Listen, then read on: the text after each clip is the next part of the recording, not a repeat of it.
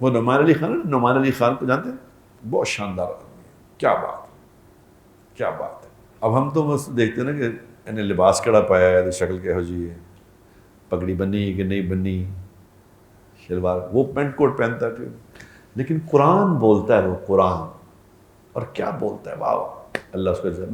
میری اس سے ملاقات ہے دبئی میں، ہم لوگ ملے، میں طارق جمیل صاحب اور میں گئے تھے تو وہ آ گیا، وہیں پھر پتہ چلا کہ طارق جمیل صاحب ملنے آئے، تو وہاں میرے ساتھ گپ شپ ہو گئی، ملاقات ہو گئی۔ بہت سویٹ آدمی، بڑا شاندار آدمی۔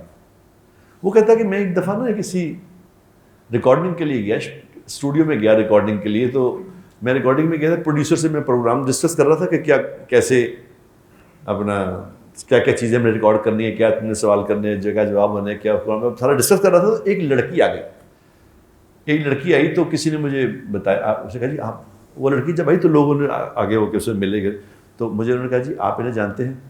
میں نے کہا جی میں معافی چاہتا ہوں، میں نہیں جانتا۔ اس لڑکی نے مجھے کہا کہ میں تو آپ کو جانتی ہوں، آپ نعمان علی خان ہیں نا؟ میں کہا جی، میں نے کہا میں تو آپ کا پیج فالو کرتی ہوں، جو بھی کرتے ہو، کیا کرتے ہوتے ہیں وہ کرتے ہیں، یہ کیا میں آپ کا پیج فالو کرتا ہوں، اٹس اوکے، ٹھیک ہے، مہربانی۔ تو مجھے لوگوں نے کہنا یہ بتایا یہ تو بڑی مشہور آرٹسٹ ہے، آپ نہیں جانتے اسے، اس کے تو 4-5 ملین تو سبسکرائبر ہی ہیں، آپ کو پتہ ہی نہیں اس کا۔ تو میں نے کہا جی میں معافی چاہتا ہوں، مجھے نہیں پتا۔ تو وہ کہنا مجھے، وہ کہنے لگی کہ میں آپ سے علیحدگی میں کچھ بات کرنا چاہتی ہوں لوگوں کے سامنے، تھوڑا مجھے علیحدہ وقت دے دیں گے آپ؟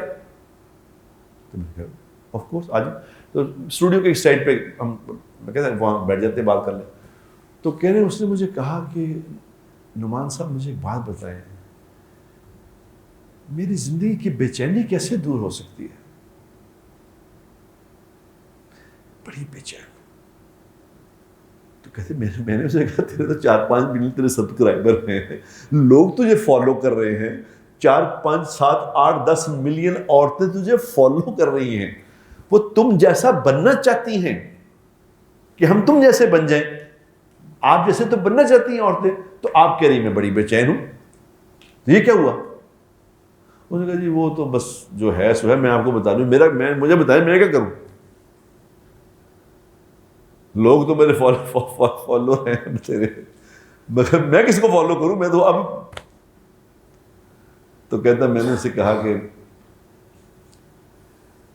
ہے، کہتا میں نے کہا میری بہن بات سن لے، اس جہان کا مالک اللہ ہے، یہاں اللہ کی چلنی ہے، یہاں کسی اور کی چلنی نہیں۔